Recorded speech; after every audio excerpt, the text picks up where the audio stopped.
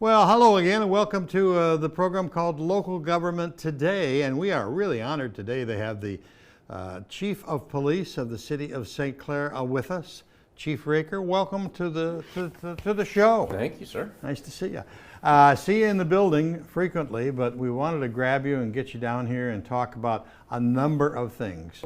First, how long you been with the department? And Well, I was appointed December 15th, 2017, so 4 years. 17, wow, amazing. 4 years. And your background, you were from Marysville, but you've been all over the country doing things. Yeah, I started my career in Houston, Texas in 1981 and moved around. Came up here, worked for Marysville, retired from Marysville, and now I'm here. Talk to us about your department. How many members of the department do you have, men and women? I have 8 full-time officers, 2 of them females. I have a clerk and myself. Okay. Now you coordinate with the other agencies, the county, the state, the Border Patrol in many things every day, but what's your responsibilities within the limits of the city? My responsibilities? No, the department. The departments? We're a full-service police department, so we enforce traffic, we enforce the laws, we just keep people safe. That's our main goal, is to make this a great place to live. And you are a 24-hour-a-day, 7-day-a-week service? Yes, sir. So, I mean, some municipalities, I think Marine City for a while, years ago, did not have anybody on at midnight. Correct. And fortunately, they're now back, with enough manpower to have overnight service. And some of the smaller agencies out west, like Yale, K-Pac, Memphis, they do 20 hours a day. And the sheriff kind of fills in for the other 4, or the state police. Okay. The department here is rather old. It's been around for a long time, hasn't it? Over 100 years. Just amazing, just amazing. Yeah, I can't remember when the anniversary was, but the 100-year anniversary was with Don Barnum, so it's been over 10 years ago. Yep, yep. Okay, one of the reasons we got you in here was to talk about this coming weekend, which is 4th of July weekend. There's going to be a wonderful display in downtown. We'll get into that, but people can get hurt this weekend. It's a joyous weekend and a fun weekend, but what are some of the precautions people should take? Summer's great, but as we get close to the 4th of July, people, because in Michigan it's legal to shoot off fireworks, start shooting them off, and our call volume goes up for fireworks. And they're very dangerous, and you just got to be very careful. What kind of calls do you get? You say your call volume goes up. Well, a lot of people call because they're shooting them off at 1 a.m. and it's waking people up. My neighbor's doing it. Right. A lot of that. Scaring my dog. Yeah. Which is not legal to do at 1 a.m. And I can give you the rules. Yeah, let's talk about it. Our ordinance kind of goes along with the state law, but you can only shoot off fireworks the day before, the day of, and the day after a national holiday. The 3rd of July and the 5th of July. Well, actually, let me get to that, because the 4th of July is different. Oh! Yeah. Every other one is day before, day of, day after, from 11 a.m. to 11:45 p.m. That's it. Okay? Except for New Year's Eve, New Year's Day, you can go till 1 a.m. Okay. Because obviously the ball doesn't drop till midnight. 4th of July, the state has allowed for 5 days. So you can shoot them off on the 1st, 2nd, 3rd, 4th, and the 5th if it is a Friday or a Saturday. There's too many rules. Yeah. So basically, you can shoot them off. I always go day before, day of, day after, not past 11:45, and you'll be safe. And just because the law allows you to do it doesn't mean you have to do it. You need to be respectful of the people that live around you, and for safety. You can't do it if you're drinking. If you do it and you're drinking and we see it, obviously it's a violation. So just be safe. We would like our firefighters to stay in the hall on the 4th of July. Correct. And they like be to safe. do that too. That's right. Yeah, there are hazards with firing off fireworks. You have to look out where you're firing them off so that you don't fire them into a woods, or don't fire them into somebody's backyard with a bunch of straw and hay laying around. It's not fun. It's not No. not a thing that we shouldn't be wary of. Right, and we get those calls too, not just the noise, but the debris from Yeah. the fireworks show 2 houses down ended up in my pool. That's also illegal. You can't shoot fireworks off in a public property, school property, or someone else's property. And shooting it off also includes where it lands. So if it lands in your neighbor's yard, you've actually violated the law. Wow. That's That part I didn't know. So pretty much you need to go out to your Uncle Larry or whoever has a farm out in the county and shoot them off, and you'll be good. But if you try and shoot them off in a congested town like St. Clair, Marysville, Marine City, where the houses are close, it's really hard to stay safe. Okay, so we got fireworks, and okay, if you do have an accident with a firework, first place to call is probably the fire department, right? Yes, 911 is the easiest way to go. And then they direct the call wherever it needs to be. Okay, so hopefully nobody does. No. Now, the big item that's going to happen in the city of St. Clair is a fireworks display, which we haven't had in 2 years. Right.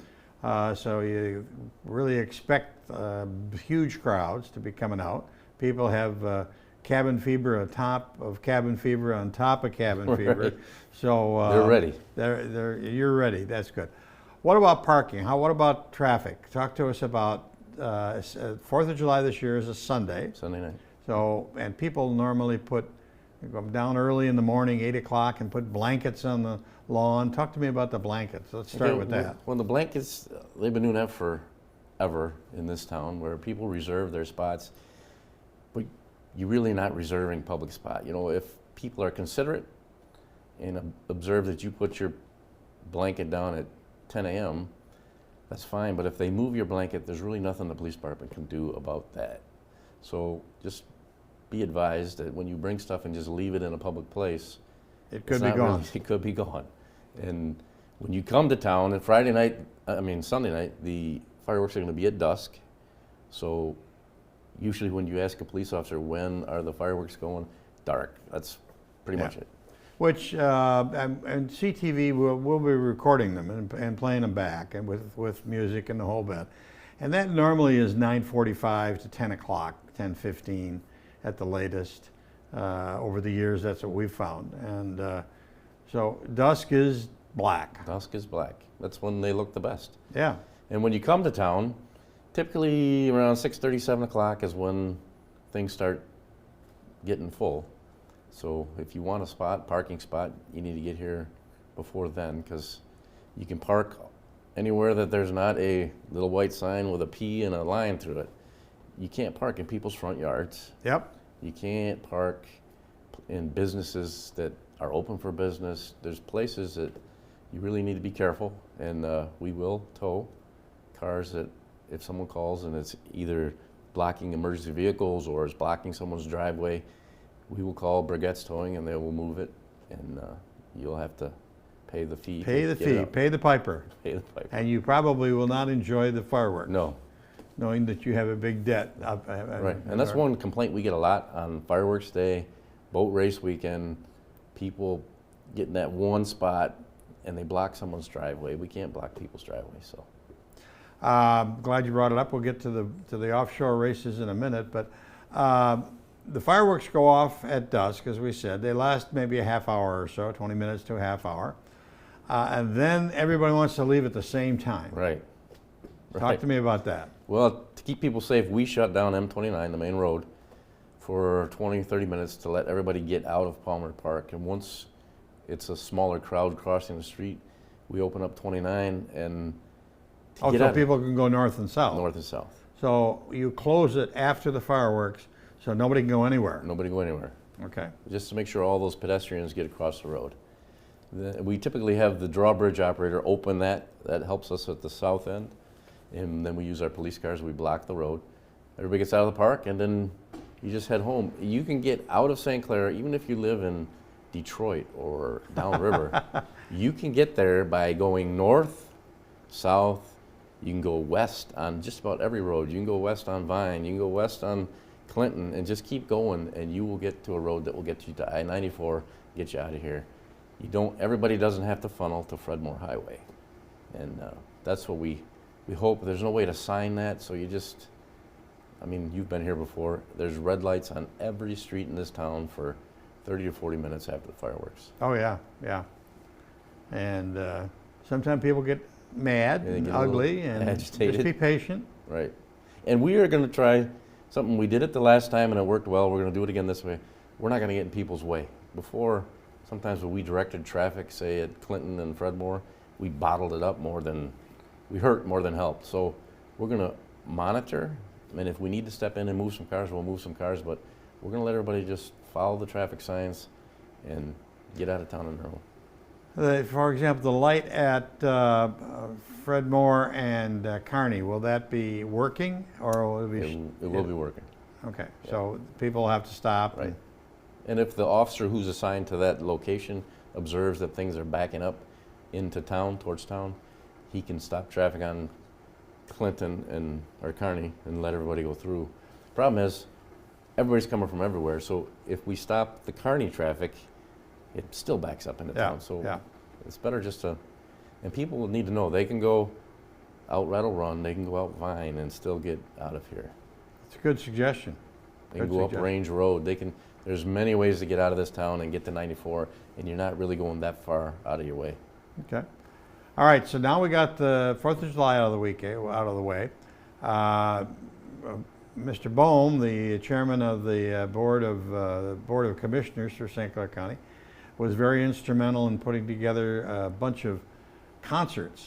I think a total of 92 concerts. How has that affected your department, and how do you see those going so far this summer? There have been great acceptance. There's been a lot of people every weekend, and our kind of tag name at the police department is Bohmstock, is what we're calling it. But yeah, we haven't had any issues. A lot of people, but no issues as of this time. So good. Just come to town, spend your money, have fun, and that's going to continue right through September, I believe. Through September.